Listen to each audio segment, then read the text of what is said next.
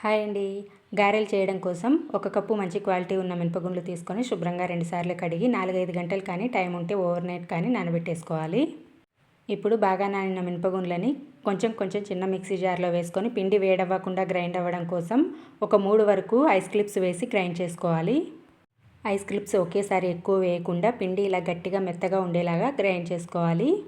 గారెలు ఆయిల్ పీల్చకుండా క్రిస్పీగా ఫ్లఫీగా రావడం కోసం ఒక అరగంట పాటైనా పిండిని ఫ్రిడ్జ్లో పెట్టేసి ఫ్రిడ్జ్లోంచి తీసిన తర్వాత పిండిని బాగా కలుపుకున్న తర్వాత ఇప్పుడు సన్నగా తరిగి పెట్టుకున్న పచ్చిమిర్చి, అల్లం తరుగు, కరివేపాకు, ఉప్పు, వంట సోడా వేసి ఇవన్నీ బాగా కలిసేలాగా ఇలా కలుపుకోవాలి.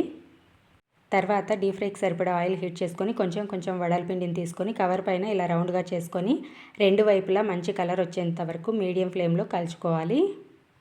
ఇంతేనండి, ఆయిల్ పీల్చకుండా పైన క్రిస్పీగా లోపల గుల్లగా ఉండేలాగా గారెలు రెడీ అయిపోయాయి. నచ్చితే ప్లీజ్ లైక్ అండ్ సబ్స్క్రైబ్.